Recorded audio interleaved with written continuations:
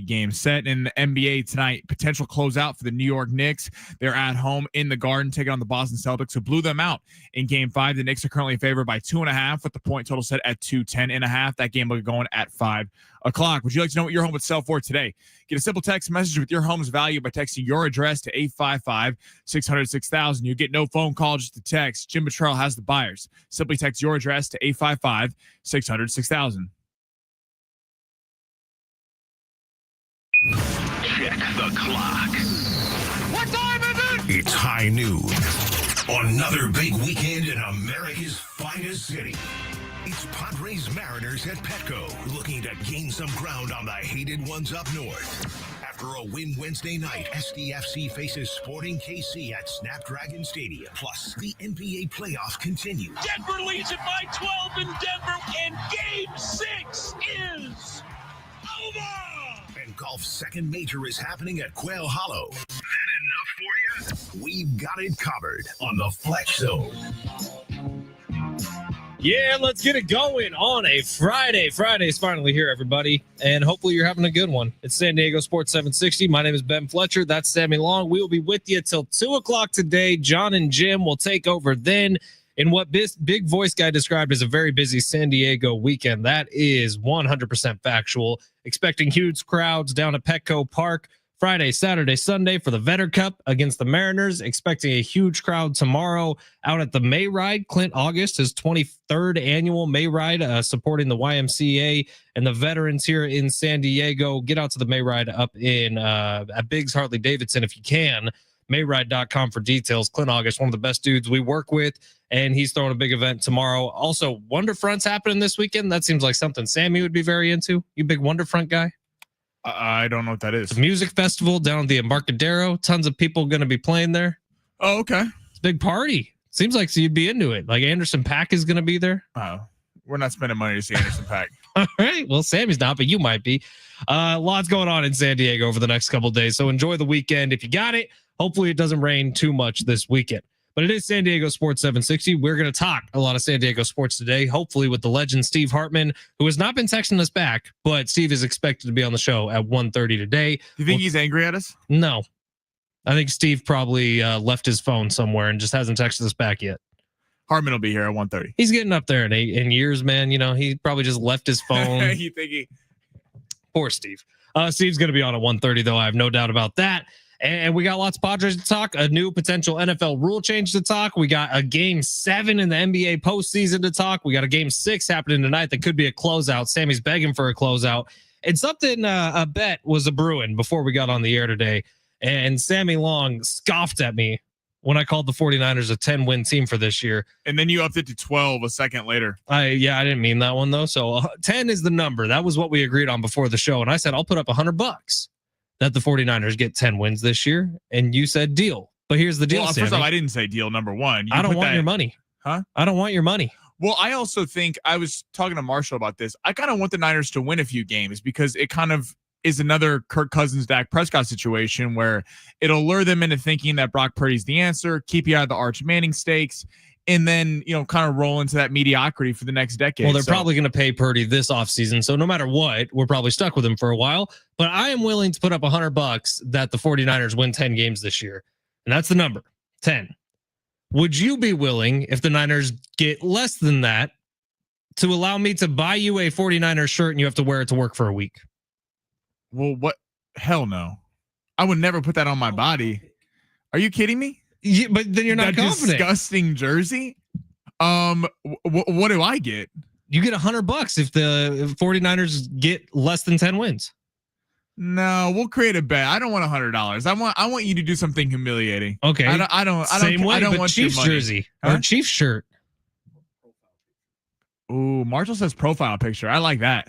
That's way easier than wearing a Chiefs shirt to work for a week. I don't care about that. Workshop. It's still early. The NFL season's a little bit away. I'm just saying, you were real confident about it before we got on the air today, and I thought Fletch was fired about Brock Purdy this morning. This is why this is, you know, he was all get on his stand. You know, I don't know. Well, we have the easiest schedule in the NFL, man. We're getting healthier. This should be a year for us. We'll get to it all throughout the show today. Sammy needs to not be so scared about making this bet with me, but we'll see. But starting off the show like we do every day, we are going to hit the big three, which is when Sammy Long takes us through the top 3 stories in the world of sports. Sammy, hit the button. Your lunch break is here. Ready to go back to the office and knock the socks off your friends? Coworkers. It's time for the top stories of the day. The Big Three. Where are we starting to say, Sammy? And by the way, you can watch us on X and on YouTube. On X, it's at Fletch and Sammy. On YouTube, it's at San Diego Sports 760. Has the sound thing been solved since yesterday? Or That's what I was going to check. So for those that were tuned in yesterday, we sounded like babies all day because the frame rate on the computer was wrong. It was really adorable is what it was. And then Jim's throwing a fit after the show, and then they get it fixed 5 minutes in. So I watched the first couple minutes of John and Jim's show. They also sounded like babies. And then they got it fixed. So why were they able to fix it, but you weren't, Sammy? Well, I'm not an engineer. Neither is Brent. Brent didn't fix it. Mike fixed it. Okay. Neither is Mike. Mike's an assistant program director. I got text. We're sounding good today. We don't sound like little kids, so we're fine. Good. All right, let's start in the NFL. Big potential story here. I'm gonna kind of read. There's a potential change to the NFL playoff structure. So I'm gonna read Ari Merov's tweet. So NFL owners will vote next week on a proposal to change the playoff seeding format, where teams would be seeded strictly by regular season record rather than automatically awarding the top 4 seeds to division winners. This is per Albert Breer. Do we like that? I hate it. Wow, that's strong. I really don't like it. I think the Lions were actually talking about this as a big proponent of it. And here's why I hate it. Because I believe this is what basketball does, right? Basketball is essentially separated into 2 divisions, and it's all by record. If football goes this route, I will not be a happy camper, because does that diminish regular season matchups between division rivals? Maybe not initially, maybe not for like the first 10 years of this, because there's still bad blood on these teams. You think Ravens, Steelers, you think Chiefs and Raiders. Like there's always something that happens in those games that's a little more special. I think that not immediately, but eventually those start to get diminished, and we start to not even care about AFC West rivalries. We start to not even care about the AFC North rivalries, which have been so great and so physical over the years. It's a little bit different when you look at the opening schedule and you see, oh, we got division matchups in week 1. Chargers playing the Chiefs, Niners playing the Seahawks. This is good stuff in week 1. First night of the season, Cowboys, Eagles. That's good. But division rivalries mean something in football. If this goes on for 10 years, all of a sudden that gets diluted. I'm not in on that. So some more detail from Ari Merov. If teams have the same record, a division title would serve as the first tiebreaker. So that would matter a little bit, but not quite the same. After the first round, teams would be reseeded. So the number 1 seed always plays the lowest remaining seed, as it is usually. And the NFL wants to create late season competitiveness and excitement and reduce teams resting starters in week 17 and 18. So I get that. I get why they're trying to do it. Is it does suck when like the last week of the year, there's like 3 games that potentially matter. They've had more games matter now that they've added 7 teams get into the playoffs instead of 6 teams. But I'm with you on that. I like that. I like the interdivision matchups. I think it is a fun thing when you have such competition within. It creates that kind of competitiveness. We always talk about, if you're a gambler, you always take the home dog in division, even if they're not the better team. It's hard. This feels like an overreaction because the Lions and Vikings, that this is where this is coming from, is the Vikings had one of the best records in football, but they both couldn't win the NFC North. So then the Lions get the 1 seed on the final week of the year, and the Vikings the 5. I feel like this is a little bit of an overreaction. I'm with you for keeping them. Well, really, what the NFL needs to do is tell the NFC South to pick it up. Like, we don't need any 10-win teams being division winners, right? And so if the NFC South just picks it up and stops being the Falcons, the Panthers, the Saints, and the Bucks, that gets to 10 wins and all of a sudden you win a division. No, we need 12 or 11 team or game winners to win divisions. Yeah, and I also think that is kind of... I would be in favor of a cutoff. If you are lower than 500, you are not allowed to be a playoff team. That would be. I don't know how you enforce I think that. It also like the fact that the NFC South is bad, but then there's always a shot for them to get in, does create some buzz. Whereas if you took, I mean, not that I'm some big fan of the NFC South, but if you take that out, half those teams are kind of irrelevant for a lot of the start of the year. I think it is fun that if you're able to be the best of 4 teams in your pocket, there's a playoff spot. All right, what's next? All right, let's move on to the Vedder Cup. This is told by some people the biggest rivalry in sports. Huge. I mean, you're talking about the Vedder Cup. Massive. It's like a full 6 inches. Oh God. what do you think about MLB rivalry weekend? Where does this stack up with some of the other rivalries going on this weekend? This is dumb. They found a weekend where a lot of teams who play kind of close to each other are playing against each other. They're like, we're going to slap a title on this. This is going to be MLB rivalry weekend. Look, authenticity is one of my favorite things in sports. Perfect example, Rory McIlroy, 18th green, Masters. You cannot fake that moment that he had when he made that putt. It's impossible to fake it. It was so over the top, but it reeked of authenticity. Major League Baseball, this is very inauthentic. And actually, you can make a better argument for the Vedder Cup with the Padres and the Mariners this weekend than most of the matchups happening this weekend. Angels, Dodgers, nothing. Mets and Yankees, I get it. It's the Subway Series, but that's a Subway Series. The Yankees' true rival is the Boston Red Sox. Yeah. I don't know why we're doing this, to be quite honest. It felt like Major League Baseball just needed another weekend to try to get some viewers, and that's what they just slapped the title on this weekend for. Like, I get what they're doing. They're trying to that point, create some excitement early in the year for people who, outside of San Diego, which is a big baseball town, might not be paying attention when the NBA playoffs are going on. A lot of other things are going on. It's early in the year. I get what they're trying to do. I'm excited for the Mets and the Yankees because you have the Soto storyline. Yeah, Soto had a quote saying it's going to be 50,000 against one. Yeah, and that'll be fun because New York's not going to be kind to them. They're both really good teams. Both were, they were in the NLCS, the Mets, and then the Yankees were in the World Series. So that'll be a pretty fun series. But I don't get Dodgers Angels. That doesn't feel like a rivalry to me. Mariners Padres, in terms of on the field, should be a fun series. I mean, the Padres, we know, are a really good baseball team, and the Mariners are a pretty good team as well. Kind of underrated, in my opinion. Got a huge star in Julio Rodriguez. But I don't think, they got this wrong. They labeled it as rivalry week, and it's really just kind of a location rivalry week. Even Whoever's if the closest Padres to you got left out of it, I would be okay with it. If it was rivalry weekend and it was the Yankees and the Red Sox, the Cardinals and the Cubs, the Giants and the Dodgers. Wait, how are the Cardinals not playing the Cubs? That doesn't make any sense. Like, that's a huge rivalry in the Midwest. If you were to take those games and really advertise those three matchups this weekend, I'd be fine with it. Because those are the three best historic rivalries in baseball. We don't need to do everybody. Not everyone needs a participation trophy or a Vedder Cup. Heading into the NBA for our third story. Celtics, Knicks tonight. Game 6 at the Garden. New York's favored by 2.5. What's better for the NBA? The Celtics coming back without Tatum down 3-1, or the Knicks going to the Eastern Conference Finals with a shot to go to the NBA More Finals? Knicks. I think it's pretty simple. I think Knicks moving on is better for the NBA at this point because of the fact that Jason Tatum isn't there. The Celtics are fun to root against when Jason Tatum is there because Jason Tatum is so easily root againstable. That's not the word I'm looking for. But Jason Tatum last year was pretty fun during the NBA Finals, which wasn't a good NBA Finals, but everyone clowning Jason Tatum the whole time. That was fun to get behind. This year, with no Jason Tatum, I don't think the Celtics are all that likable. On the flip side, the Knicks are ridiculously likable with a guy like Jalen Brunson at the front. I'm hoping the Knicks close it out tonight because I don't know that they can in Boston. You think Jason Tatum's unlikable? He's ridiculously unlikable. Really? He's not. He doesn't like have a big ego or anything. He's just kind of. That's been the criticism from people in Boston, is that he is not more like alpha for a number one.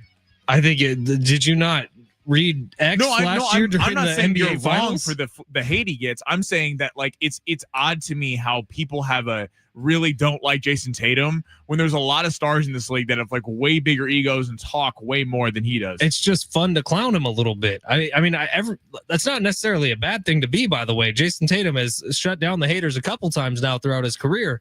But look, when I was sitting in that chair, I think I was pretty fun to clown, Sammy. That's what these guys made a living off of. Big Rich and TD was clowning me, but that was the character I was playing at the time. I think that's fine. And when the NBA, when you have an easy target like Jason Tatum was a year ago, that made the NBA Finals a little more tolerable.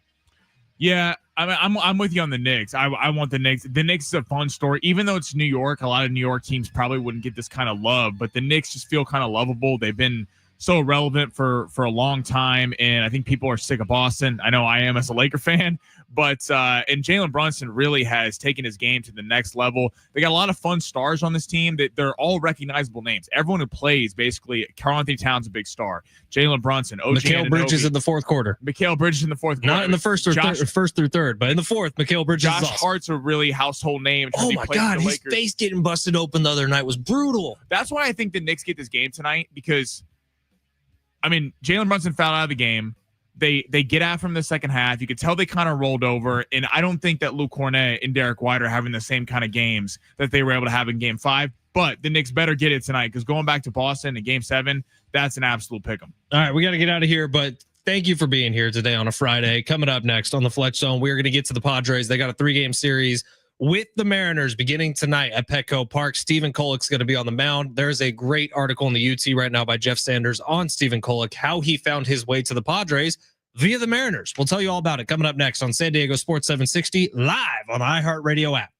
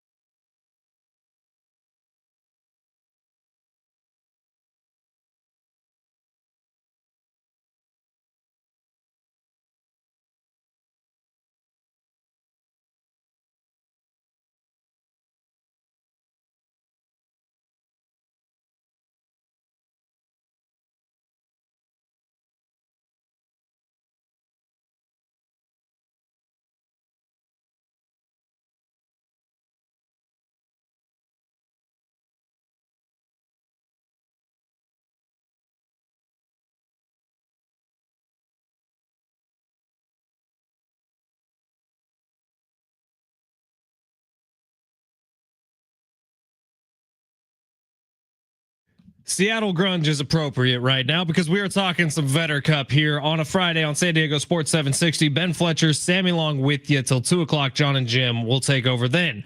All right, Vedder Cup, quick history lesson for those of you that don't know. I'm sure most of you do. An annual series of baseball games between the Padres and the Mariners, named after Pearl Jam frontman Eddie Vedder, because he has connections to both cities. Grew up here in San Diego, achieved success with Pearl Jam up in Seattle. The series becomes official this year because Major League Baseball decided to slap a trophy on it, slap a big financial donation to Eddie Vedder's charity, which is all positive things. And we understand that, but we were still going to make fun of the fact that this is considered a rivalry. Yeah, I mean, the charity is great. That's fantastic. We hope they raise a bunch of money. But, yeah, it's, I'm excited for the series. Like, I'm going to the game tonight. I'm excited for the series. Where are you sitting? First base side, you know how we do it. How low? Pretty low. My buddy's got real good tickets. Look at you. He's been a season ticket holder for a long time. They keep moving him down. So come say hi if you're over there. But yeah, like I'm the you series. Bringing your glove? Huh? You bringing a glove? Hell no. Come on, Sammy. Not a little kid, dude. Come on, Sammy. We're not having this debate again. Come on, Sammy. What if you need it? What if you need it? Guess what? This is all I need right here, stream. Palm. I kind of hope you get a black eye from a foul ball. See, if I did get a black eye, you know what I do? I come in here and wear it loud and proud. I go, you know what? I didn't degrade myself by bringing a glove to a baseball game. Sorry, it's the truth. I would love it so much if that happened. I'd be sad about your eye. But Also, I would be very can we talk about how Pearl Jam's one of the most overrated bands of all time? Is that something you think? Yeah. I know I'm gonna get a lot of hate for that. I'm just being honest. They got 2 songs, Alive and Even Flow. My only beef with Pearl Jam is a similar beef I have with Nirvana. Well, I still like their music a lot. Nirvana's way better than Pearl Jam. Yeah, I'd probably agree with that. But you can't understand what they're saying. Like, yeah. Like I love Nirvana. So do I. I really like Pearl Jam too, but you can't understand a word that either guy is saying. Like Pearl Jam. Like Kurt Cobain is talking with marshmallows in his mouth the whole time. Pearl Jam. My problem with Pearl Jam is the fact that like they're fantastic musicians, but they talk crap on all the other bands that they think that they're better than. And I'm like, they might not be as talented as you, but they have better songs than you do. So just want to get that out there for the Vedder Cup. So he grew up in Encinitas. I'm trying to see if any of his family still live here in San Diego, because I would love for them to be listening right now and hearing Sammy just talking mad smack on Pearl Jam. I don't think Eddie Vedder cares what I think about the band, considering they're one of the highest sellers of all time. Like, we were talking to Coach yesterday, and he's like, "Oh yeah, I know Bud Black listens to your show." I'm like, "God, have I said anything bad about Bud Black over the last couple of weeks?" Sometimes I forget that when we're like on the radio, like there could be people listening that we're talking about, and I'm like, "Oh yeah." I'm positive I've talked mad smack on AJ Preller while he's been listening before. Love you, AJ. Well, you're a rock star, dude. Shout out to AJ. But this is doing a good job this year. We never talk about you, so you know you're doing good. Yeah, this is a fun series. I mean, I'm excited about this in terms of what's on. You have 2 of the Kolek going tonight. Kolek, like the best pitcher of the Padres staff. That's what's exciting. Kolek's been absolutely money the last 2 times out, and with got to give Vasquez some love. He had a really nice start the other night, but I mean, Kolek's kind of making a case for how he's been. It's still early, but he's making a case. Is he that 4th pitcher? Is he that 4th guy? Well, I guess he'd be 5th when Darvish comes back, but he's been playing excellent. And if you have a good problem where Vasquez gets his stuff back, Kolek starts pitching really well, this is going to be really fun. And what I love about this series, which will be fun from an entertainment perspective, take aside the Vedder Cup, take aside all this stuff. Fernando Tatis Jr., one of the brightest young stars in baseball. Julio Rodriguez, one of the brightest young stars in baseball. This is a fun power hitter matchup. They kind of got, the Mariners are a very, very pesky team. They probably haven't hit some of the expectations they should have set the last few years, but this is a good ball club, and it's nice to see the Padres kind of testing themselves against some upper tier competition. Should be fun, man. And I don't think we've given nearly enough credit to Manny Machado over the last few weeks, but I believe he's up to a 15-game hitting streak. Dude's hitting 340 on the season, which for Manny Machado, the month of May, really April and May, historically throughout his career have been a little bit slower. And the fact that he's up to 340 this early on, he's not really hitting with power, but it hasn't really mattered because he's been getting on base. And right, and you know he has the power. Let's give some credit to Xander Bogaerts. He's been hitting him in quite a bit. Yes, he has. So Padres doing pretty good things right now. You know it's good when you can't really find much to talk smack about a team with. And right now, there's not much to talk about the Padres. The bullpen is on questionable territory for sure. And maybe the problem that you just said, the good problem to have, Sammy, of Kolek and Vasquez both pitching well, if one of them needs to go to the bullpen, you feel like you have another piece in the bullpen that can go a little bit longer in games. It's not a bad thing to have at all. Padres record's good. Everything's good except for the fact that the division they play in is also very, very good. So we'll see how the Padres do over the next 3. And looking at like the Mariners, it could be a good thing for the Padres. Padres were able to shut down on Wednesday and kind of rest some guys. They went to their normal pen, but it wasn't some long game. Tuesday night, I know the Mariners had an off day yesterday, but they were traveling. Tuesday night, they went 11 innings. They had a couple extra inning games. They had to win that game. They lost 2 of 3 against the Yankees in a pretty tight one on Wednesday. So coming off a pretty tough series against New York, then having to fly out to San Diego, I think Padres could really take advantage early in this series and try to get after their pen a little bit. All right, we're going to take a quick break here on the Fletch Zone. Coming up next, we'll give you a leaderboard update from the PGA Championship, not something I'm particularly happy about. We'll get into that rule change a little bit more in the NFL about the playoff seeding and everything, because I think there's a lot more to talk about with it. We got some text rolling in about that. Perfect. Can't wait for them. And that's all next on San Diego Sports 760 live on the iHeartRadio app.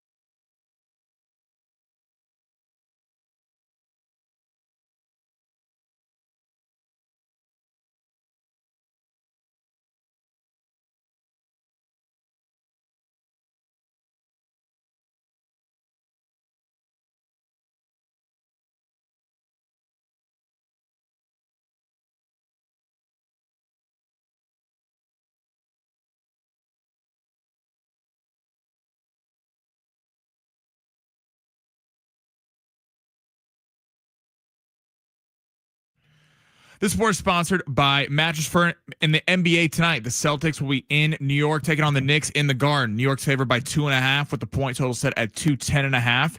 That game will start at 5 o'clock. And then on Sunday at 12:30, the Nuggets yesterday won Game 6 and pushed their series to Game 7. That'll be at 12:30. Oklahoma City is the early favorite at 7.5 in Oklahoma City. The point total is set at 213.5. Those don't postpone better sleep. Shop Mattress Firm's Memorial Day sale now. Upgrade to a premium bed for a curated selection and take your rest to the next level. Don't miss out. Visit Mattress Firm today. Get matched. Sleep at night.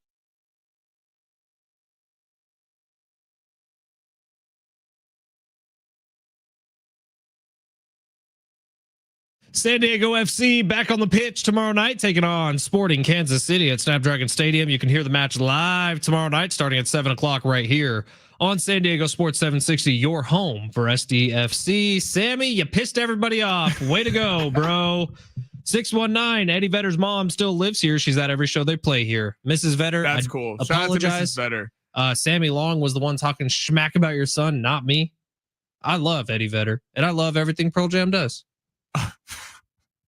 You're on a rock show, so I won't say anything. 619, Sammy, buddy, Pearl Jam 10 is one of the best albums of the grunge era. I understand you have a different perspective because you weren't born yet, but as someone who was in college during the era, 10 is an epic album. That's from our buddy SoCal Jayhawk. Okay, SoCal Jayhawk. Again, they have some songs. They're fantastic musicians. It's just, I feel like there's the top, and then there's a lot of, what are we doing here? Dude, Pearl Jam's dope. I don't know what you're talking about. 760. Come on, Sammy. They got tons of great songs. Black, Jeremy, Yellow Ledbetter, several others. Not my favorite band, but throw some respect on Eddie. Laughing face. You know my favorite part about Pearl Jam? Tell me. Can't understand a word they say. For those who have watched Eastbound and Down, when Kenny Powers comes back for the funeral for Shane Dogg and he plays alive at the funeral, one of the all-time epic great comedy scenes in a TV show of all time. Every time I think of Pearl Jam, I think of that. 619.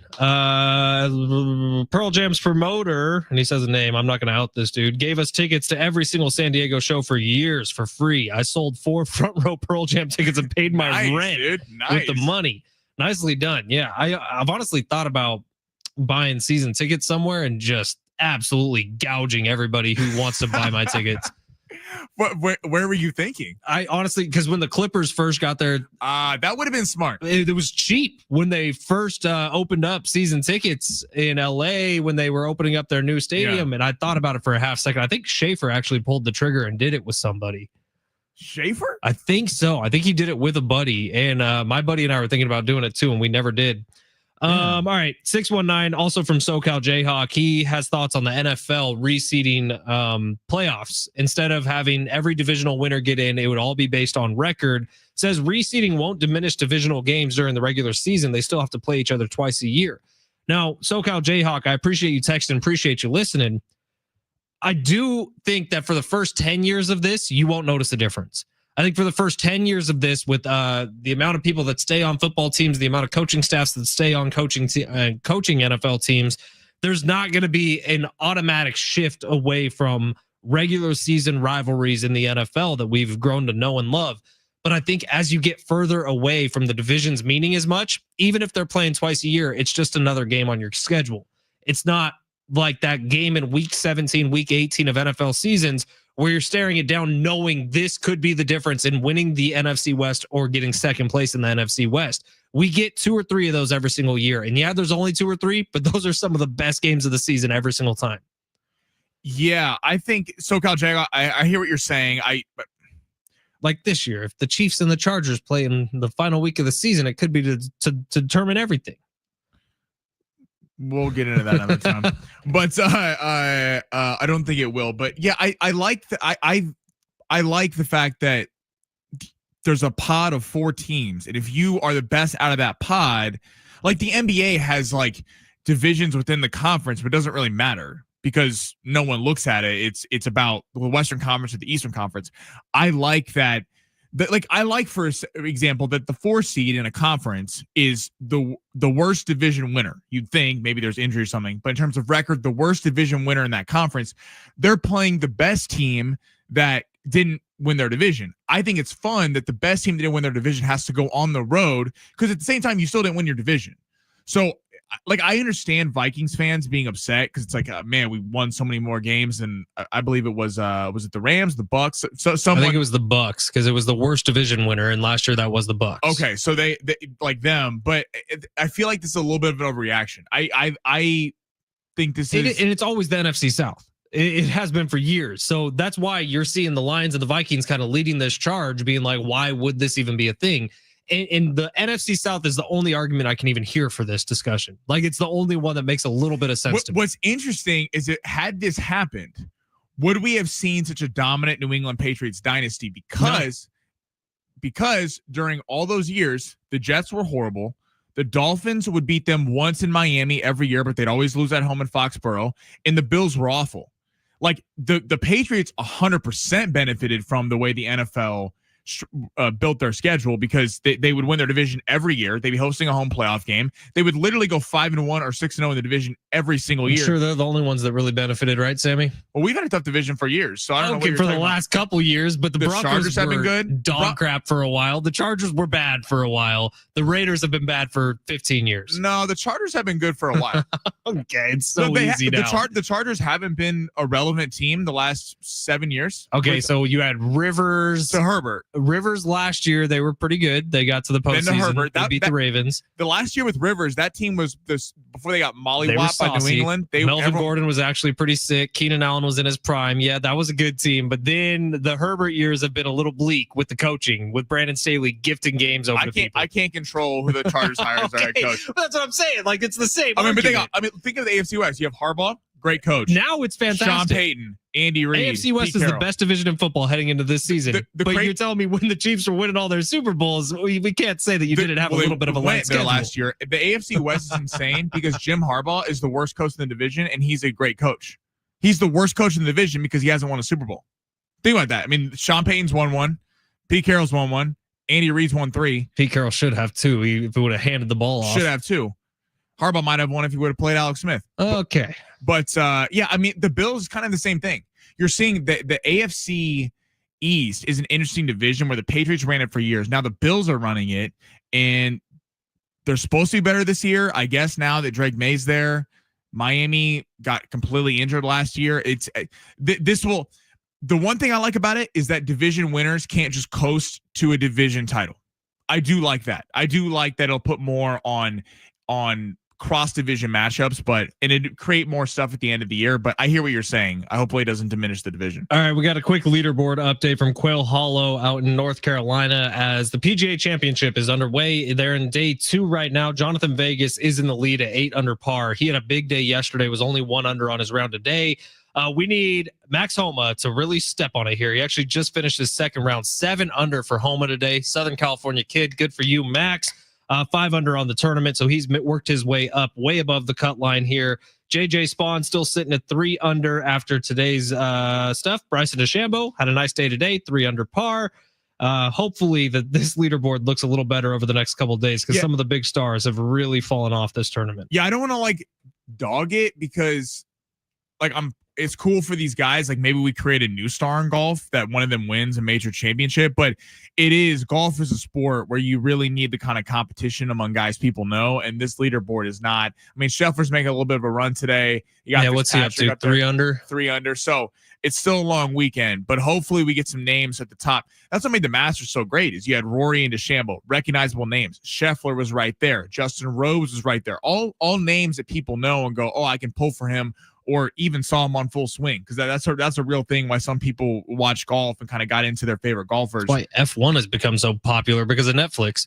But yeah, you said it. The Masters was great this year because everybody in the top 15, top 16 are people that even average golf fans would know and most non-golf fans would know as well.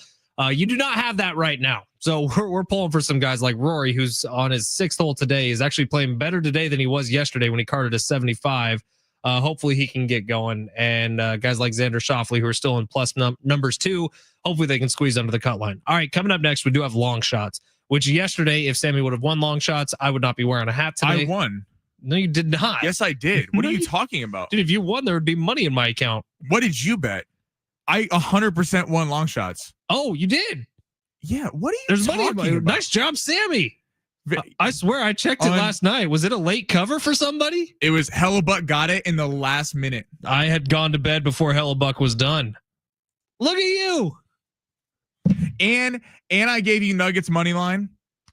Take that hat off, baby. Hats off. Rest of the show.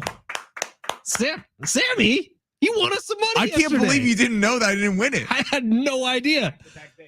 Look at that. Yeah. Prize Picks, promo code Fletch. Did you not bet it or something? No, I absolutely did. Look, it's in my account right now. Hellebuck got it with 45 seconds to go. They shot one on goal. I was sweating it so bad. I can't believe I didn't check. I saw they were in the third period with like 10 minutes left and he wasn't even close. I figured it was toast. Yeah, because they got a power play and they were up by so much they kept shooting on goal. It was Who beautiful. knew hockey would save the day? Connor Hellebuck, shout out to you and the Winnipeg Jets. Hella yeah, bro. Hella buck. Let's get crazy. Let's get Buck up in here. Nice work, Sammy Long. So he won some money yesterday. Let's see if he's going to win us some money for the weekend. That's coming up next on the Fletch Zone on San Diego Sports 760 live on the iHeartRadio app.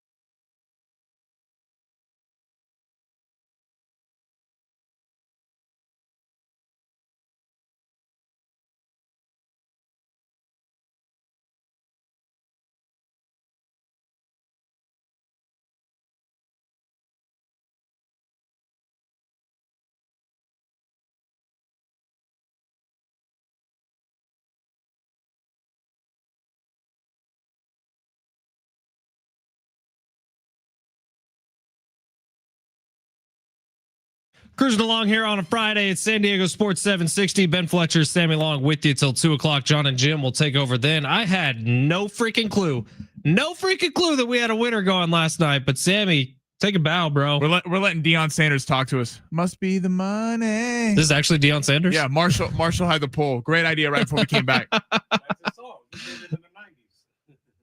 Am I the only one that didn't know Deion Sanders had a rap career? Deion did everything, dude. What?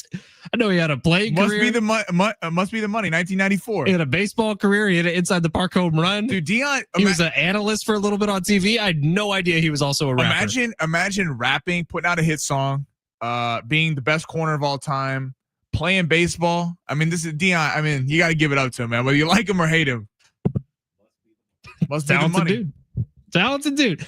All right, so I had no idea that we had a winner last night, but someone on the text line did point out that if Sammy won long shots, I should go a whole show without my hat. Oh, I did half an hour of the show while wearing my hat, and now the hat's off. And if you're on the stream, you can see why, because I'm bald as a baby's butt. But Sammy, if you get another winner tonight, I don't know what I have to take off next. Is this like strip poker? We'll let the listeners. Let's 70470 start a message with team. If I win again, what has to happen to Fletch on Monday? I mean, I'm not taking my pants off. I think I'd get fired. Well, there's a desk. No one can see. We could have a conversation. Our program director could walk by. They would have no idea. I know. That's like back in COVID times, dude. You could do whatever you wanted on those video calls. Whoa. All right, Sammy, why don't we hit the button? Let's see. Underdogs? Nah, that's old. Those with a less than good chance of winning? Too wordy. Wait. Got it. It's time for Sammy's long shots. By the way, I don't know if the 858 is just messing with us on the text line, but there are 2 texts that have come in over the last 20 minutes that need to be read in the next hour. And if these are serious texts, I'm genuinely confused. So we'll do that to start hour number 2. Yeah, but long shots. 858. Yeah. I think this is a joke. I think so. We'll ask 858. We'll figure it out. Long shots. Let's hit it. Guess what? We have a 4-legger. He's getting cocky. We have a 4-legger, but I'm gonna have you veto one. Okay? Can we change it up a little bit? You've been doing a lot of NBA and NHL. Can we get something else in there? Well, what do you want to put in there? Maybe some golf, some boxing, some baseball. Okay, well, there's not really any big fights happening this weekend, unfortunately. So otherwise, I would have some boxing and go. First off, we're about to be in a stretch where it's only going to be baseball, unfortunately, for a little while. Good point. So, NBA playoffs, and we have one MLB pick tonight. I'm gonna start with the MLB pick.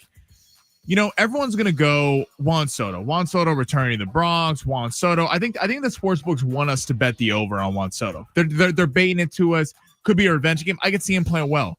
We're gonna go the other side though. We're going to go to Aaron Judge, more than 1.5 total bases. I think Aaron Judge got something for his old friend for leaving him. I mean, this team was in the World Series last year and clearly liked New York, just took the money and ran. And the Yankees offered him a very similar contract. I mean, didn't it come down to the suite? The suite. It's like Juan Soto wanted a suite for the entire length of the contract. There was one more year on it and a little less money. What are we talking about? $750 million versus $765. I mean, you can't even spend that kind of money if you're this. Juan Soto's already made a ton of money to begin with, let alone this contract. It was a little bit of a shot to the Yankees, but so I think Aaron Maybe Judge, he really wants to grow a beard. He wants to grow a what? Yankees don't let you have beards. Oh, I forgot about that. That is interesting. That's such a weird, like, only in baseball would that happen. Mm-hmm. Sorry, one of my picks went away here. Okay, all right. Now we're going to the NBA. Legacy game for Jalen Brunson tonight. This is what I think. I really think Jalen Brunson. We're gonna start talking about Jalen Brunson as an all-time Knick, as one of the great Knicks of all time, if he dispatches Boston in the series. And that's not hyperbole. Jalen Brunson, for his body size, being 6'1", how smooth he is around the rim, able to create separation against elite defenders in Derek White and Drew Holiday, the Celtics have. I think they get it done tonight. Jalen Brunson, I'm going to go more than 30.5 points for Jalen Brunson. I know it's a big number, but I think this is a really tight game tonight. I could see this game going to overtime. Jalen Brunson, more than 30.5 points. Now, on the other side, Peyton Pritchard, more than 15. Derek White's numbers at 21.5. They're baiting us with that. Derek White had a massive game 5. He had 34 points. Peyton Pritchard's kind of been the silent killer in this series. Peyton Pritchard's going to get off in this game. They're going to be keying on Derek White. I don't expect Derek White to have that kind of game. So if you want an under there, you could always take that. Peyton Pritchard, though, I think will be the second leading scorer behind Jaylen Brown for Boston. 15 points feels very manageable. He can get this at any time with the amount of threes. I think they're to come out and try to shoot the ball early and get New York in a little bit of a panic. And then for Sunday, for the game 7 between Denver and Oklahoma City, Christian Brown, more than 12.5 points. He had a really nice night last night with 23. He's going to be leaned on even more. I think this line's going to go up by game time.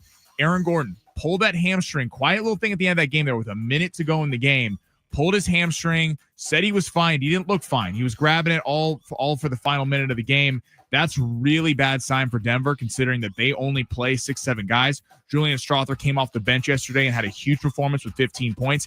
His role is going to be even more expanded. I don't know if he has that same kind of production, but he will have a more expanded role if Aaron Gordon can't play or if he's hurt. I think Christian Brown becomes the guy, the other wing player that they're going to have to rely on. So Christian Brown, more than 12.5 points. Peyton Pritchard, more than 15. Aaron Judge, more than 1.5 total bases. And Jalen Brunson, more than 30.5 points. Legacy game. Marshall's got it queued up right now. Look at that. Look at I that. even added in the Derek White less than. You're adding Derek White less? Yeah, I'm going flex play. So I'm getting the money back even if you lose it for me. Beautiful. Let's add Derek White flex play. Hey, go big or go home. It's the weekend, guys. It's the weekend. So it's also a flex Friday, meaning this is a completely risk-free entry. So we're messing around. We might find out. And even if we lose, we're going to get $20 back. I'm loving this. I feel very confident about this lineup. We're going to pop a bottle and let our bodies wobble. Don't act like a snobby model. I wish I was running a drop on that. That needs to be a drop. Oh, man. $20 lineup right there. Sammy got a win for us last night. I had no idea until today. Yeah, that's a little hurtful that you weren't. It was the best surprise ever. It was the best 12:30 surprise I've ever gotten in my life. Opening up the app and seeing green. Yeah. No, shout out to Connor Hellebuck. And Shea got it in the last minute as well. I was sweating that. I thought they were going to pull him out of the game because Denver was getting a pretty decent lead. I was like, no shot. He got in foul trouble, 4 fouls in the first half, so he's basically sitting for most of the third. Shout out to Shea Gilgeous. By the way, a couple things going on here. This weekend, we were just talking about the PGA Championship a couple minutes ago. This weekend, San Diego Sports 760, we got live coverage of the PGA Championship, rounds 3 and 4, beginning at 11 a.m., both tomorrow and Sunday. There are big names moving up the leaderboard today, which is important because today half this field is getting cut. So we got Homa up there. Scheffler's working his way up there. DeChambeau's working his way up there. Hopefully this turns into a classic over the next couple of days, especially tomorrow on moving day. But you can listen right here on San Diego Sports 760. We also got SDFC back on the pitch tomorrow night. It's Kids Night out at Snapdragon Stadium at sandiegofc.com for tickets and info. And also coming up in hour number 2, we got confirmation. The one. Steve Hartman's going to be joining the show coming up at 1:30. He finally texted us back. I tell you, I had a lot of fun yesterday chatting with the coach, chatting with Ernie, best. 2 of the legends of San Diego sports radio. I don't know that anyone is a bigger legend or bigger personality than Steve Hartman throughout all of sports radio nationwide. Dude has stories from every market in every city across this country. Steve Hartman's going to be jumping on at 1:30. How much money he's going to start the show with? Boys, I told you, I called that the Nuggets would have a series with Oklahoma City. Going into Sunday, I picked them myself. And I told you that the Lakers would get knocked out of the first round. I told you whoever wins game 5 will win the series. That's pretty Steve. 619 correcting me on something. The Yankees changed their beard policies so they could bring Cease over because when the Doc Holliday got going. Look, maybe Cease comes back to the Yankees. Who knows? Or goes to the Yankees afterwards. Let's see. 619. Yankees just changed their beard law. I didn't know about that. I'm sorry. 858 agrees with us. No, 858's texted in. The best rivalry in sports has to be the Padres and Mariners. It's the best. I'm going to the biggest rivalry in sports. I mean, you have Bears, Packers, Lakers, Celtics. You have Red Sox, Yankees, and you have Padres, Mariners. I'm not advertising for this. Like, I don't think this is a good thing, but the Dodgers Giants rivalry literally put people in the hospital. Oh yeah. Within the last 15 years. People were scared to go to those games. Like, does everybody know the story of Brian Stowe? It's a really sad story. Yeah. Like, he's been in a wheelchair for the rest of his life because of what happened at a Giants Dodgers game. I'm not saying that's a good thing, but I'm saying that is a rivalry. Yeah. It's not a good thing. It's a bad thing, but that's a rivalry. but then what's crazy to me, I don't want to keep belaboring this point, but the Padres Dodgers has been an excellent rivalry. It's been an excellent rivalry in San Diego and Los Angeles, and the world got to see it a couple years ago when the Padres beat the Dodgers, and then last year in that playoff series, the Dodgers beat the Padres. It was huge ratings. It was the second highest watched series behind the World Series because of the Flaherty Machado about to get in a fist fight. Profar and Tatis dancing in the outfield. Dodger fans throwing things on the field. I mean, it was an insane series. I can't believe that rivalry week does not have this. Listen, Mariners going to be a really fun series on the over the weekend. Hopefully the Padres do well. I think they will.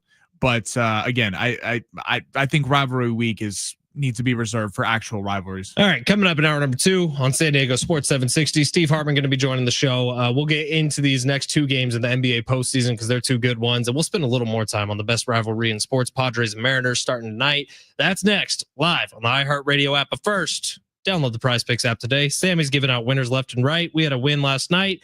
Hopefully we got a win going into the weekend, and today is a Flex Friday. So if you put in this lineup that I'm about to tell you, you can get it completely risk-free, meaning that $20 will come back to you in promo funds, even if it doesn't hit. Here's what we got going. Aaron Judge, more than 1.5 total bases. Jalen Brunson, more than 30.5 points. Peyton Pritchard, more than 15 points. Derek White, less than 21 points. And Christian Brown, more than 12.5 points. That's a fun one for the weekend. Games from Friday all the way through Sunday. Download the Prize Picks app today. Use promo code Fletch. Get a $50 bonus. Play a Flex Friday lineup, so that's $20 back. Download Prize Picks today. Join the millions of active members, the billions of dollars that have already been awarded in winnings. And when you download Prize Picks, make sure you use promo code Fletch. All you got to do is start making lineups. Lineups are 2 to 6 players. You pick their stat projections, more than or less than, and you can win up to 2,000 times your cash. Prize Picks is my favorite daily fantasy sports app. Been playing it for years. You should start playing today. Use promo code Fletch and run your game all season long on Prize Picks.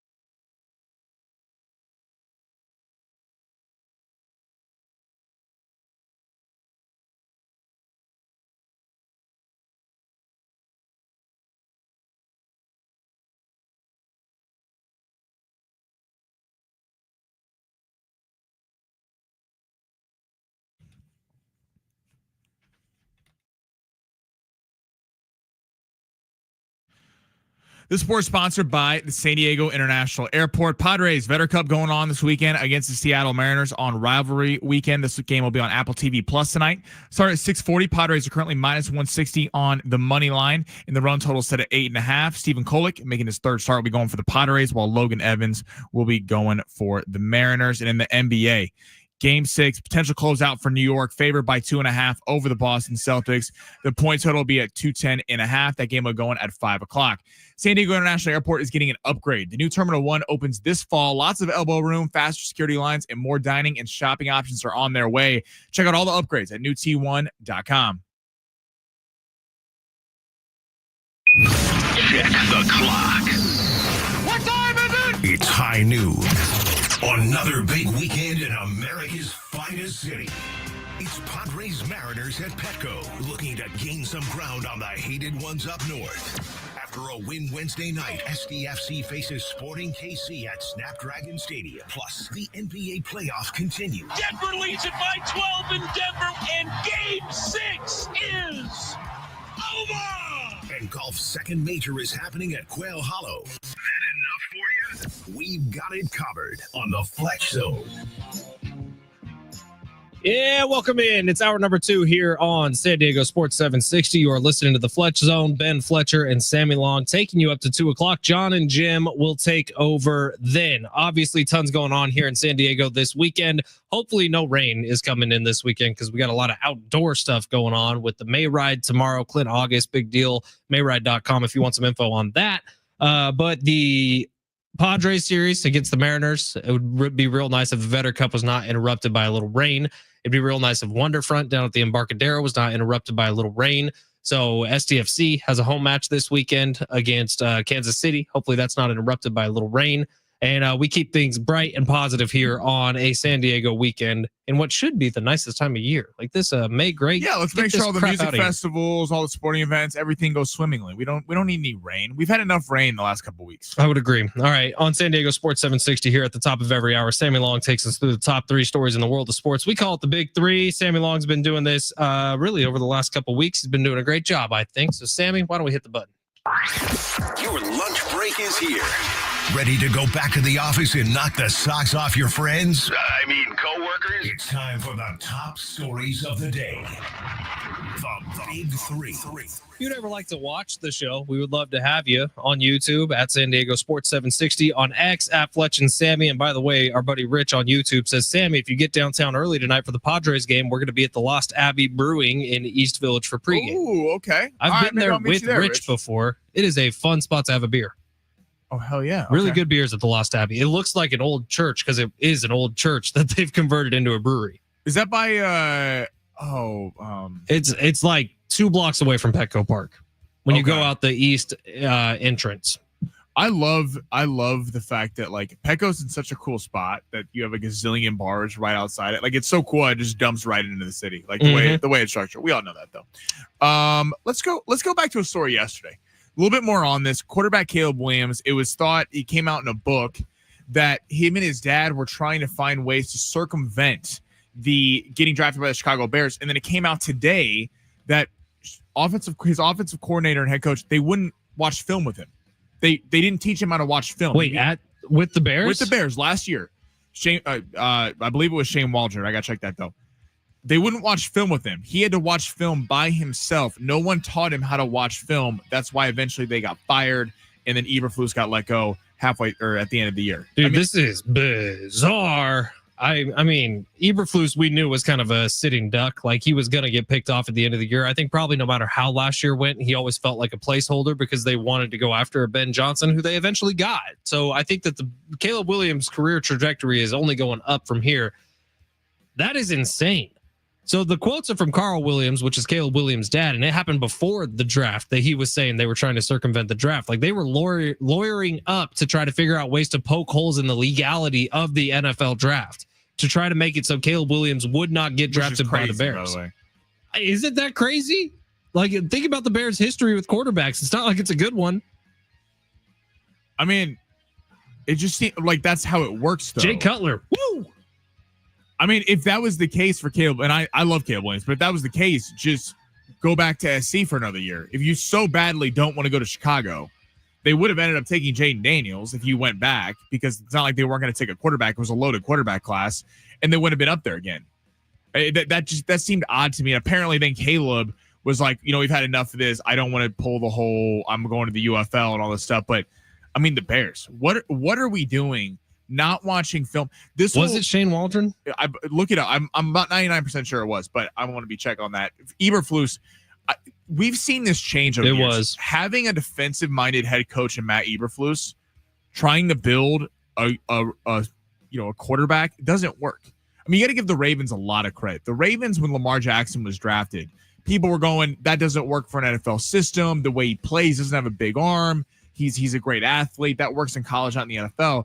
And the Ravens and Ozzie Newsome and Jim Harbaugh threw everything out the book. And they built an offense around Lamar Jackson, creating him into an MVP player and one of the best players in all of football. This whole not building. Look what Washington did. Jaden Daniels, Cliff Kingsbury built their whole offense around him. The Bears, thankfully for Bears fans, are doing that with Ben Johnson, but it's crazy it took this long. Okay, there's a couple of things going on here. So, yes, Caleb Williams says no one tells me what to watch, but like there's a video up from Chase Daniel, who was with the Bears for a long time, talking about how that's not really the offensive coordinator's job. Like, you should know how to watch film. Yeah, but with a rookie quarterback, Shane Waldron is thought pretty highly of in NFL circles, and he landed a new job with the Jacksonville Jaguars, but he's bounced around a little bit. But he was with the Chargers for a while, went to the Seahawks, and then found home with the Bears for a couple years. And it's not like the Bears offense was doing anything special, but I think it's a little alarming that you're coming out of college and you don't know how to watch film. Like, you need to be taught how to watch film. I don't know if that's the thing, but it's reading an NFL defense is different than reading in college defense. For sure. I think that there's a little more. It looks like there's two sides to this argument. Like, yes, that's what Caleb Williams is saying, but is that what happened? It's just odd. It's odd that now, like, was he in need of hand holding, or were they actually refusing to watch film with him? Those are two different things. Maybe that's the case. It's weird that Ben Johnson, the new coach, it's like this came out, he wanted to be in the Vikings, and for Caleb Williams wanted to go to the Vikings last year, and now he's answering all these questions. It's odd. I think it's going to work this year in Chicago, but Caleb's under a lot of pressure. I mean, they got the offensive line fixed. They got a great receiving core. They got Loveland out of Michigan. There's not really a lot of excuses, especially because Jane Daniels has been so great. All right, let's go to the NBA. Brian Windhorst dropped a story today, said the Warriors could try to use some, quote, future draft picks and players to get involved in a Giannis deal. Oh, Would Steph Curry and Giannis be enough to get to an NBA Finals and win one? Steph Curry, Giannis, and Jimmy. It'd be lethal. This is the last dance, literally. That would be what this is. Loading up for war to try to go after one last shot to get one more title before Steph Curry is done. And that might be the window. Maybe next year is the last opportunity he has. It would be interesting because the cupboard would be bare. I mean, it would take all the picks. It would take Kuminga. It'd take Podziemski. It would take Moody. It'd take basically every role player they have in them. I don't know if Jimmy and Giannis work on the floor together in terms of how spacing works. Starting five: Steph Curry, Giannis Antetokounmpo, Jimmy Butler, Draymond Green, and whoever. Quentin Post. That works, man. It'd be lethal. I mean, who was the dude? Pat Spencer. Put him out there with all the boys. They're gonna. I could see the Warriors doing this because it would be a last dance. They would have a real shot to win a title. Now, Steve Kerr retires. He's been dealing with health stuff for a few years. The Warriors would be awful for years because they would give away every pick, every young player they had. Right. If you got a title, then it is worth it. It's kind of like what the Rams did with getting Von Miller. Or what if you just start over with Giannis? Do a little bit with what the Lakers did. Bring over a Luka Doncic, thinking that he's the future after LeBron is done. And so you're going to have a couple bare years around Luka, but you'll be able to build around him as time goes. Giannis isn't old. He's, what is he, 27, 28? 30. He's 30 already? 31, yeah. That changes things a little bit. I'm curious where if Giannis is okay going to like a Rockets, where a really young team, and he wants to try to go be the star and win with that, or does he want to go to a Warriors, to a Lakers with established stars where you think that you're going to try to go get this thing? He could come back to Milwaukee. I think he's probably done there, especially sadly because of the Dame injury. I don't know that that's really feasible with that. Another stick in the NBA. Austin Reeves been a big target of trade. A lot of people wonder that if after his performance series, dude sucks, he would get traded for a lot of picks and everything. Dan Weinke is saying the Lakers will not trade him unless it is for an elite big man. What do you think about that? I mean, Austin Reeves was kind of trash in the series against Minnesota. Well, no, he was bad in the series. I'm not denying that. But like Austin Reeves is a guy that averages over 20 points. Right, but if you're the Lakers, are you comfortable going into next season knowing that your big three is LeBron, Luka, and Reeves?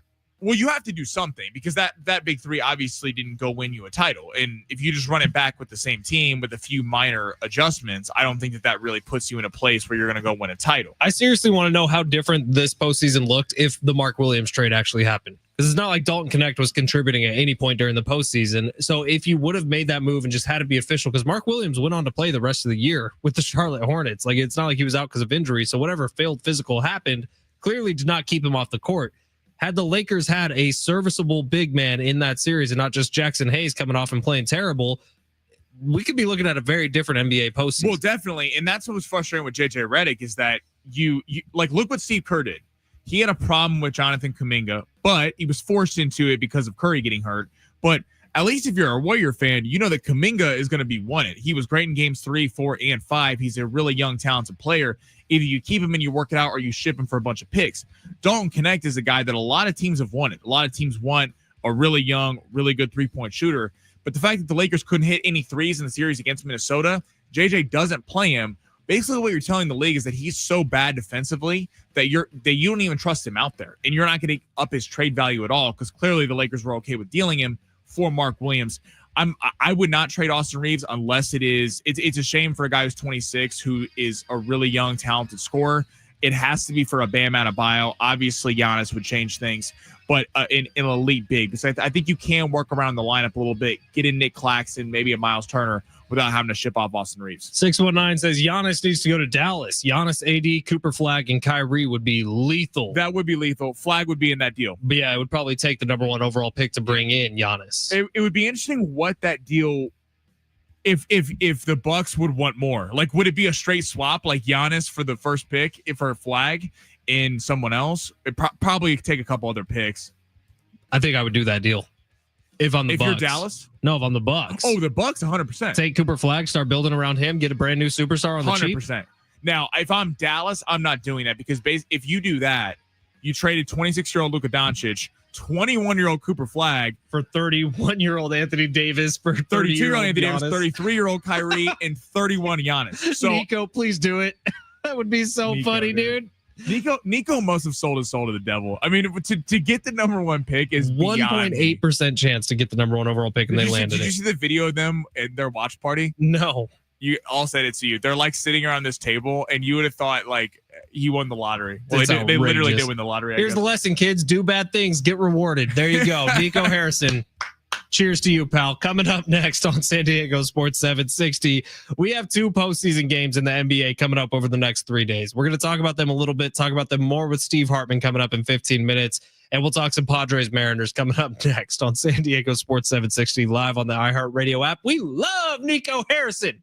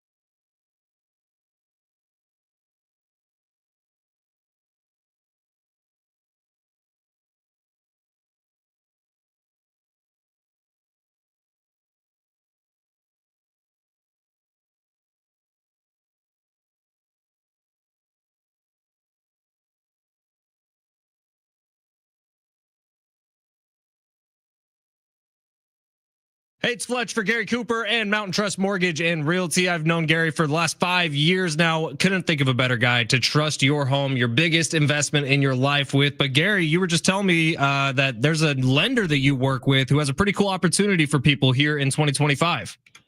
Yes. I mean, if you are looking for a home purchase or even a refinance right now, still rates are kind of high. They're probably in the high sixes, not in the fives, like you kind of hear from other lenders out there.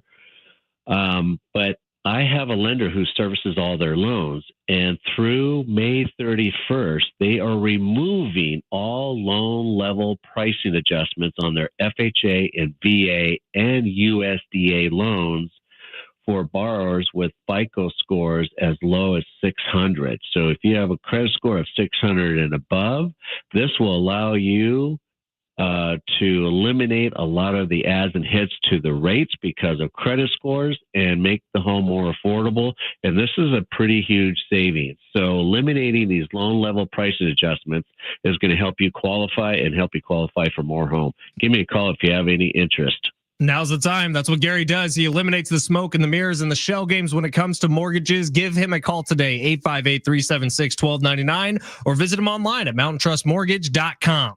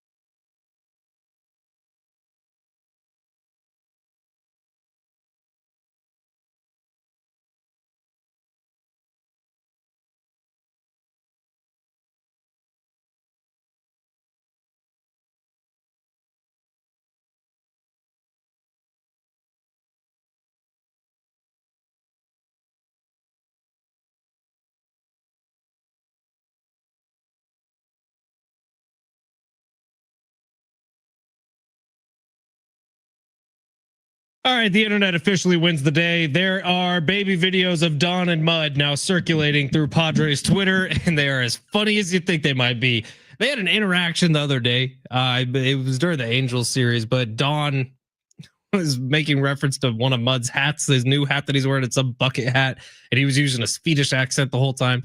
And now those are baby Don and Mud, and it is as adorable and as funny as you might think. Mudcat Mark Grant actually has chubbier cheeks as a baby than he does as a human.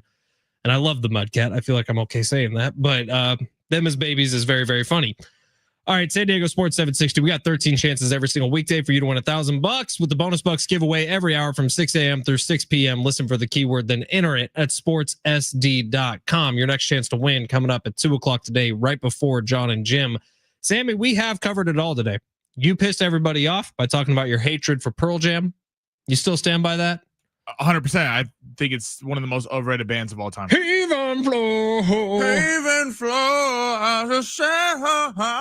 Man, a lot of love for a band that came out of Encinitas. Way to go, Sammy. No, I love San Diego bands. Next, you're going to be talking about 182, POD, how much you hate Stone Temple Pilots, all phenomenal bands. STP. You're like, oh, STP sucks, dude. That's what Sammy said. I love Stone Temple Pilots. What are you talking about?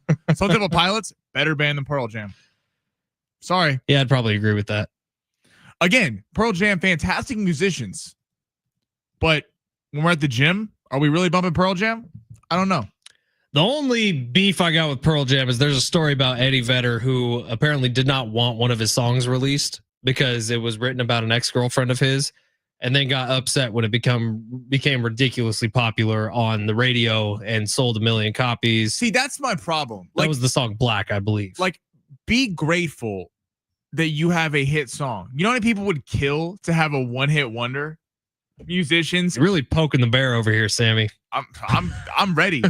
I got clips. I'm ready. Let's get Eddie Vedder on the show next week. Can you work on that for us? Yeah. I don't think he's going to come on anymore, but we'll see. In recognition of the Vedder Cup, which gets going tonight down at Petco Park. What do you think about Sammy saying your band's the most overrated of all time? Look, I like Pearl Jam a lot. I really do.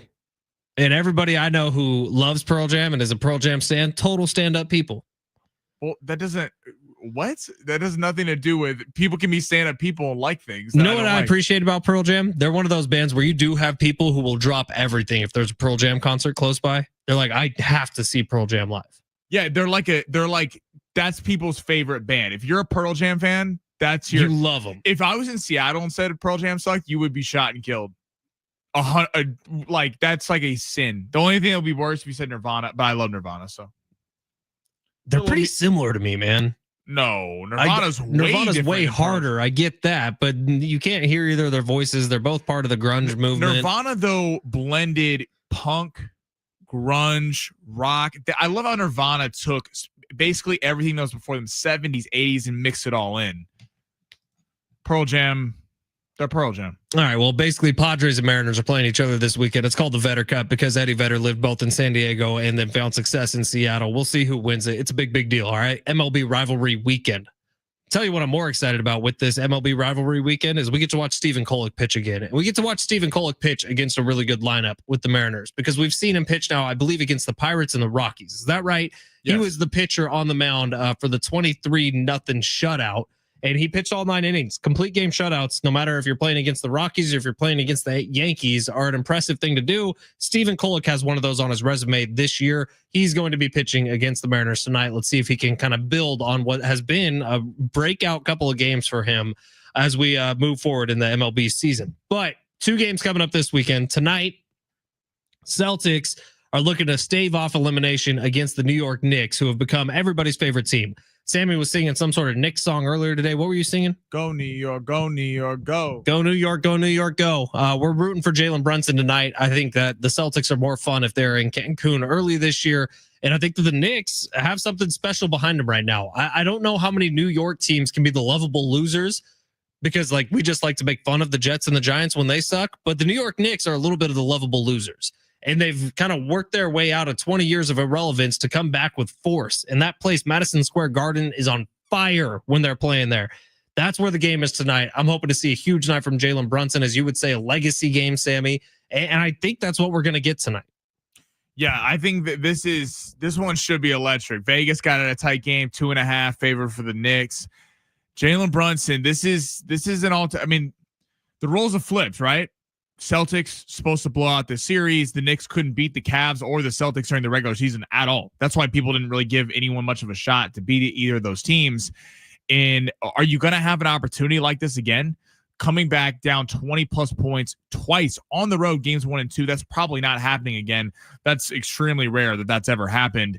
This is a golden opportunity. And the fact that Jason Tatum's hurt plays into it. You cannot lose a series down 3-1. And the Knicks, I think they're going to get it done tonight. I think the Knicks are going to win this game. I think it's going to be a tight game, but I think game 5 is a little bit of an outlier. I think you saw it get away from them in the second half. I don't think Brunson gets fouled out again. I don't think Luke Cornett has the same night he does, as well as Derek White. But what players are you thinking under the most pressure this weekend? Between Karl Anthony Towns. He needs to start hitting shots. He's 2 of 13. He's 2 of 13 from 3. It's so funny. In games where the Knicks have beat the Celtics, Karl Anthony Towns has played fantastic. In games that they've lost to the Celtics, he's played terrible. So if you kind of take that and zoom out a little bit, it's pretty obvious who needs to step up big tonight for the Knicks. It's Karl Anthony Towns. I think Jaylen Brown's under a lot of pressure tonight. And people are going to go, why? Because Jason Tatum's hurt. Jaylen Brown was the guy who was disrespected. Jaylen Brown was the guy who was left off the Olympic team. Jaylen Brown was the guy that, even though he won Finals MVP last year, people look at Jason Tatum as the A-list star. Drew Holiday was on that Olympic team. They have a lot of guys that got passed over for Jaylen Brown. This is a time that Jaylen Brown could assert himself as a bona fide number 1 on the team, because a lot of people have thought that Jaylen Brown's actually better than Jason Tatum. And then on Sunday, Denver forces game 7. I mean, how do you Who was that guy's name last night? Julian Strother. The one that no one's ever heard of, who just came out and was on fire in the second half at 15 this is why points. Edelman doesn't know what he's doing. It's like, why are you like, seriously, where did that guy come from? He's a solid player. He was in the rotation during the year, and they just shrunk it so much during the season. And the only reason he got in was because they were just running out of bodies. Because he was awesome. He lit 15. that game on fire. Like, Denver does not win without him. Strother. Battle MVPs. People have thought all year is it Shea? Should it go to Jokic? Is it voter fatigue because Jokic doesn't get this Game 7 in Oklahoma City to determine the whole thing? Jalen Williams, though, we've been talking about this. Dude, 3 of 16. If Oklahoma City doesn't win this game, you can see them blow this whole thing up. Obviously keeping Shea, but trying to go get a superstar because Jalen Williams is not elite number 2. All right, we got Steve Hartman coming up next. But before we get to Steve, time for me to tell you all about Prize Picks. Download the app today. Use promo code Fletch. Get a $50 bonus. Join the tens of millions of active players. Start winning the billions of dollars that have already been awarded worldwide. And you can use this lineup if you're looking to get started. Aaron Judge, more than 1.5 total bases tonight against the Mets. Jalen Brunson, more than 30.5 points tonight in their postseason game. Peyton Pritchard, more than 15 points. Derek White, less than 21 points. And Christian Brown, more than 12.5 points. All those are either basketball postseason or baseball regular season. And that's what's great about Prize Picks. You can go combo lineups. You can take different leagues and mash them together. Whether you're a huge MMA fan, a huge boxing fan, a huge baseball fan, basketball, soccer, tennis, does not matter. It's available for you on Prize Picks. Download the app today and start competing against the numbers. You're not playing against me. You're not playing against Sammy. You're not playing against any sports analyst. It is just you against the numbers. And if you win big, you can win up to 2,000 times your cash on Prize Picks. For me personally, I've had a couple $600 winners, couple $500 winners. I've cashed out over $4,900. Actually, after last night, it might be up over $5,000. I'll have to check that. I might have cashed out over $5,000 on the Prize Picks app. And I do it by just picking more than or less than on player stat projections. You could do the same thing. Download the Prize Picks app today. Use promo code Fletch. Get a $50 bonus and enjoy a Flex Friday where you have a free $20 fully guaranteed entry. If you lose it, that money's coming back at you in promo funds. All right, Steve Hartman coming up next here on San Diego Sports 760. You are listening live on the iHeartRadio app.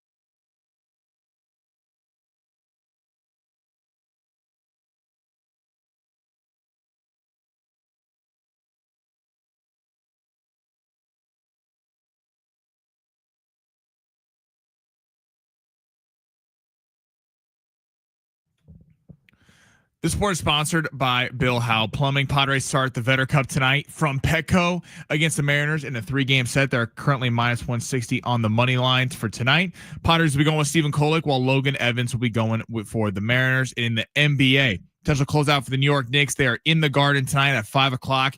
New York is favored by 2.5 with the point total set at 210.5 over the Boston Celtics. Traffic may be slow, but your drains don't have to be. The experts at Bill Howe have been helping San Diego with their plumbing needs for 45 years. Call 1-800-BILL-HOWE because we know how. License number 488-413.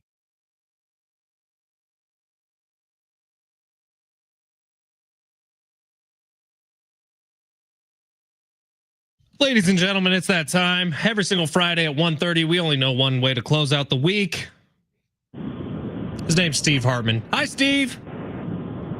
Fletch, Sammy, you catch me on the road right now, heading out to the not much anticipated matchup between the Dodgers and the Angels, the biggest non-rivalry in the planet. You know, one thing, there's a lot of things that I like changes in baseball. The pitch clock has been a big winner. There are a few other things. I don't mind the expansion of the playoffs a little bit.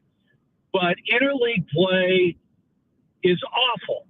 Hate interleague play. When they were separate leagues and the only chance you ever had to see a matchup between the National League and the American League was at the All-Star Game or the World Series. I wish they would go back. I know they won't, but yeah, I mean, you know, Dodgers-Padres, rivalry. Dodgers-Giants, rivalry. Dodgers-Angels, big zero.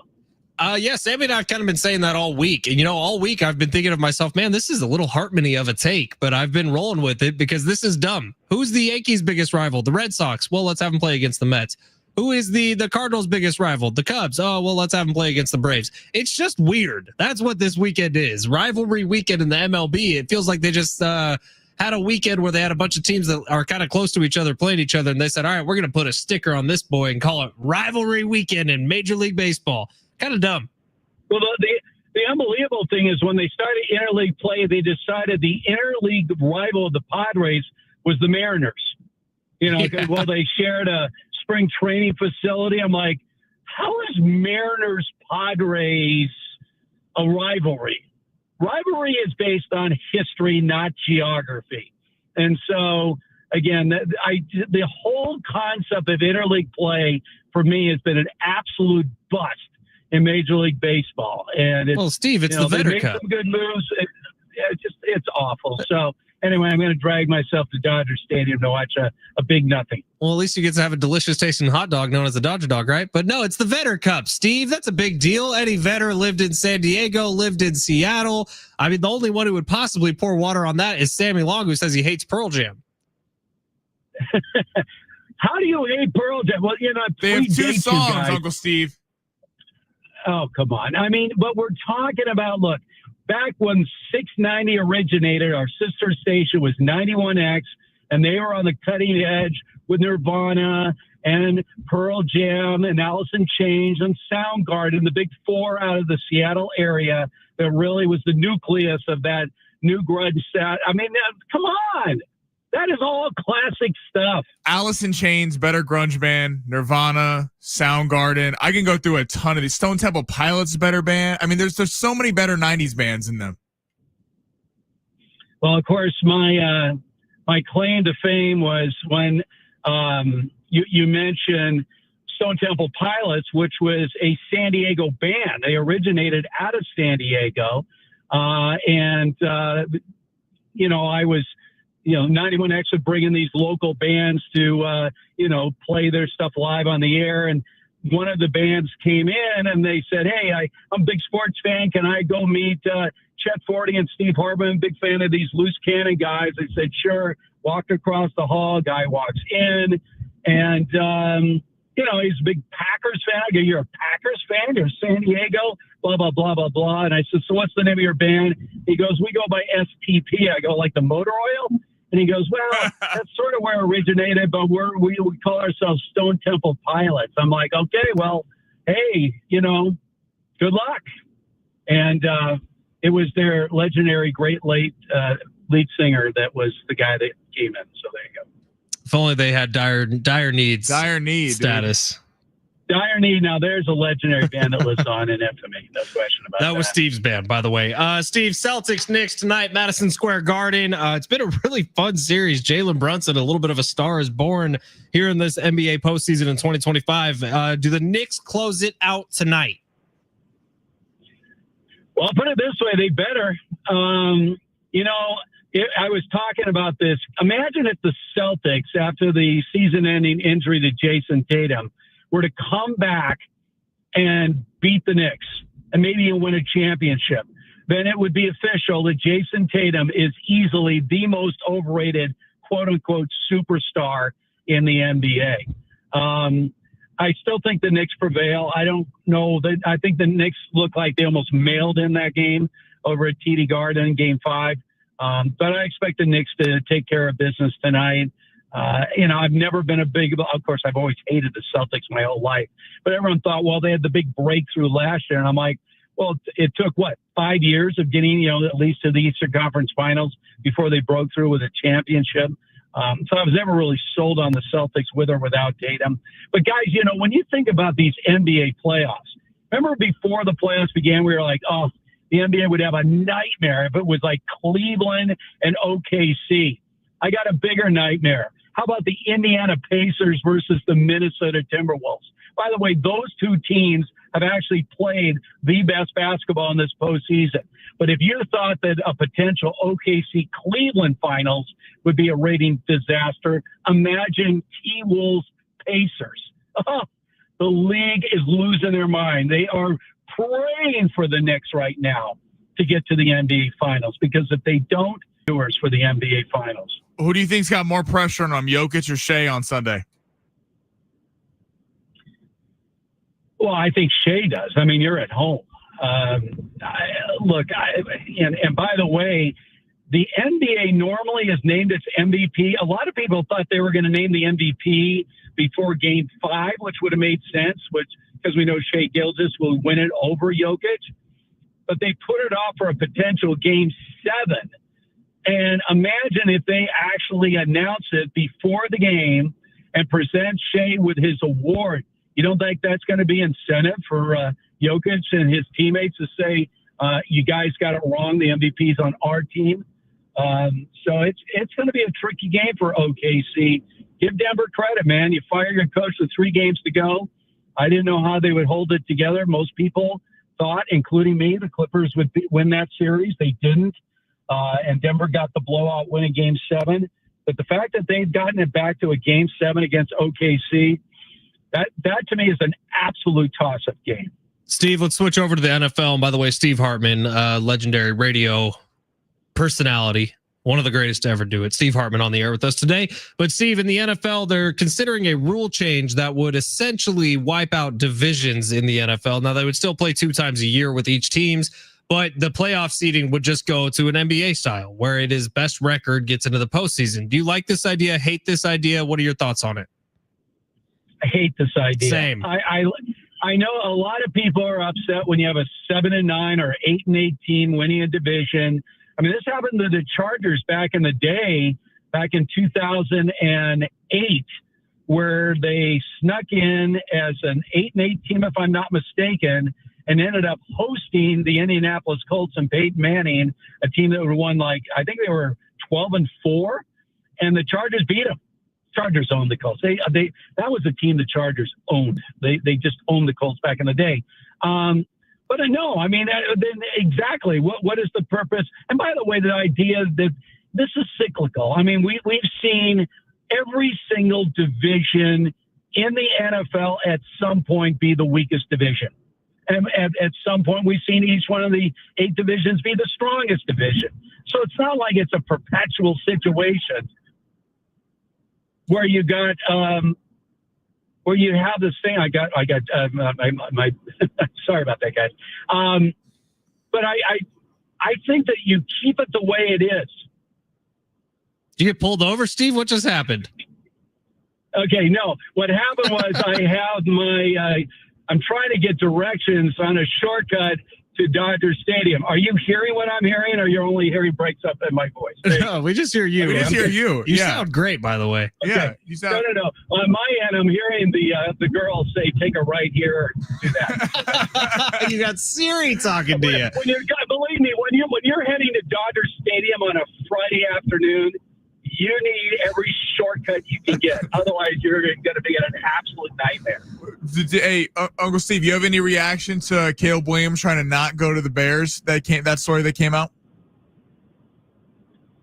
I did not hear that. Why, really? So Seth Wickersham has a book that's coming out, Seth Wickersham of ESPN, and there's some quotes from Caleb Williams' dad, Carl Williams, who is essentially saying that they were trying to circumvent the NFL draft by legal purposes, like going through a team of lawyers to try and circumvent the NFL draft or potentially even send Caleb to the UFL for a year just to avoid going to the Chicago Bears.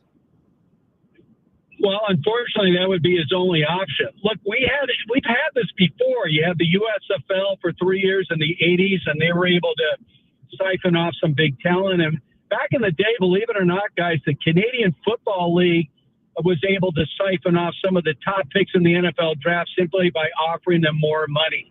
And usually the case again was, let's go back to Jim Kelly.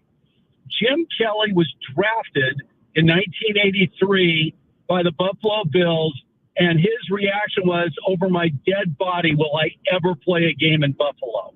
And he signed with the new USFL. And he had these great years, and then all of a sudden the league folded, and the Bills still had his draft rights, so he had nowhere to go. And he has now become, of course, one of the greatest, not only Buffalo Bills legends, but one of the biggest Buffalo fans on the planet.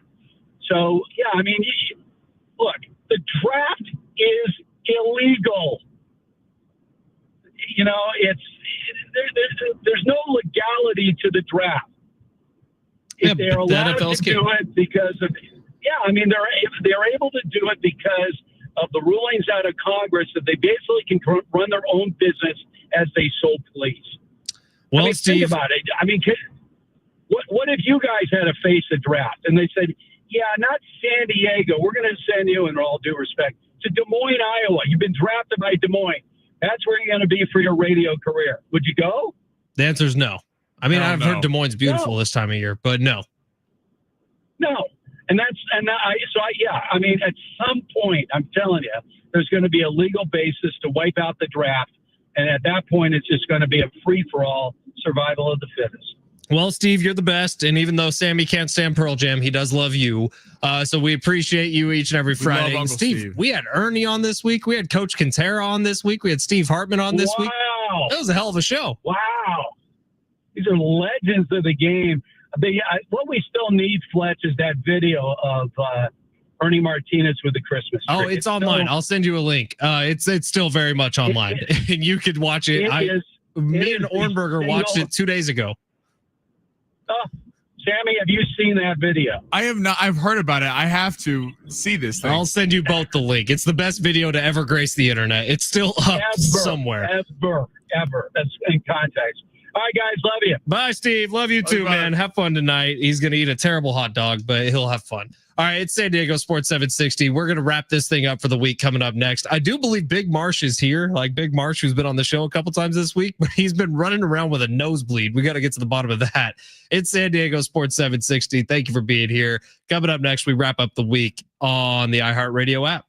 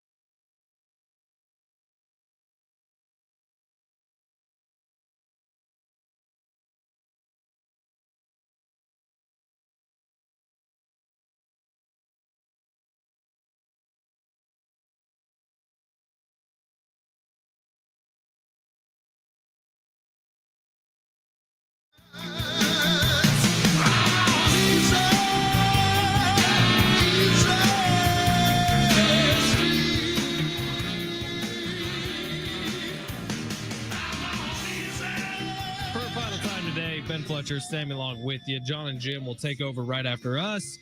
It is San Diego Sports 760. Thank you for being here this week. It's been a fun week on the show. If you missed any of it, just search the Fletch Zone on the free iHeartRadio app. You can catch up on the podcast there.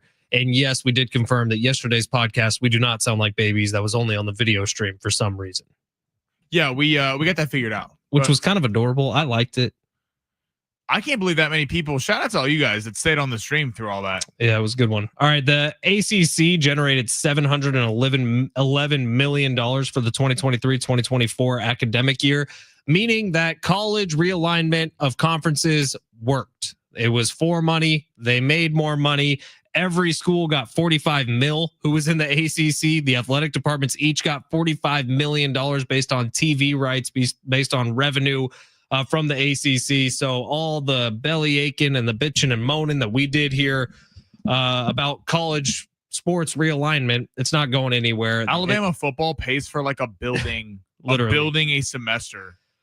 Yeah, on the campus. It's bad for college sports. Let's just start by saying that. And I truly believe that. I truly believe the super conferences that are no doubt coming because of the success of college realignment is bad for college athletics as we know them and we love them. I absolutely think that. I don't have a problem with that. I think it needs to be more succinct. There needs to be a governing body. Like I'm all for, like as someone who grew up watching. You mean the NCAA? Yeah, they're awful at this. If they had an NFL or someone who came in and did this and like actually was all under one umbrella, as someone who watched the Pac-12 growing up and the Pac-12 after dark, yeah, it was hard to see it go, but it is fun that in the Big Ten you're seeing Ohio State play USC, and UCLA playing Oregon, and all these kind of matchups that are before. Yeah, it's fun for the top, no doubt. It's fun for the schools. But in college football, the schools at the bottom weren't making it anyway. For sure, but the schools at the bottom were still watched by millions. And the unfortunate part is not just that the super conferences, well, yes, it's going to be fun to have these super conferences and to have more pro-like leagues. I get it. That's fun. But regionalized college watching is going to go away because there's simply not going to be money for schools who people watch, who people grow up their whole lives of fans of, who people are still going to watch that. If they even exist. That's the worry I have. Exist. The thing that I like about it, as someone who's a fan of college football, why does Alabama used to get to play a horrible schedule, a couple directional schools, playing all this? They beat Georgia once at the end of the year, and they're in the college football playoff. Now you have to play Texas, Oklahoma, Georgia. We're going to see how good you are. And that's what we saw. Alabama had 3 losses, and Ole Miss, they got left out of this thing. I like that there's more competition because the college football playoff ratings have been awful before the realignment where there's more teams involved. Four teams is not interesting. For sure. And at the top, I do think that college athletics will get better. But what I'm worried about is 10, 15, 20 years down the line, if they realize that, the super conference is going to get all this attention, well, do smaller programs go away completely? And that's where the worry comes in. Like the distribution of talent, the distribution of literal wealth across college football has been great because you have 130 something teams that you can care about. Well, does that only become 40 teams? But it's been like that forever. But then do those programs just go away completely because all the money is concentrated in such a small part? 90% of teams that start the college football season know that they have no chance to get in the college football playoff. For sure. I mean, it's always been like that. So just because it's like they're in the conferences and now it's a little bit more like out there, most teams know that there's no shot they could win out. They're not. I agree. The worry is that some conferences just go away entirely. The Sun Belt has no shot to ever be a part of that ever again. But the Sun Belt hasn't been a part of it. But what if the Sun Belt is gone? That's what I would worry about. That's where I'm more interested in watching the Big Ten and the SEC. Of course, and most people are, but that doesn't mean that there's not huge fans of teams who are massive fans of the MAC or the WAC. The MAC. What's the MAC? Yeah, and they have the WAC. They're huge fans of that conference, and they watch that every year. Well, the MAC might not exist ever again. That's the worry for it. We'll see what happens, but my goodness, $711 million for 2023-2024 realignment worked. Get that money exactly how they wanted it to. Shout out to everyone on the stream all week. It means a lot. We got a lot on here, so shout out to all you. We love you. We sure do. John and Jim are coming up next. Let's get ready for the Vedder Cup, folks. Big deal, big rivalry. Let's go. See you Monday.